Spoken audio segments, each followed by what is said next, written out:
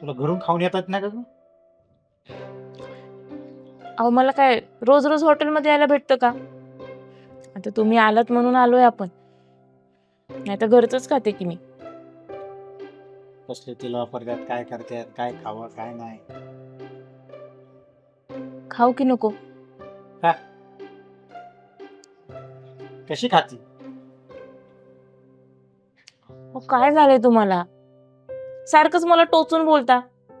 माझी एकही गोष्ट नाही पटत का तुम्हाला?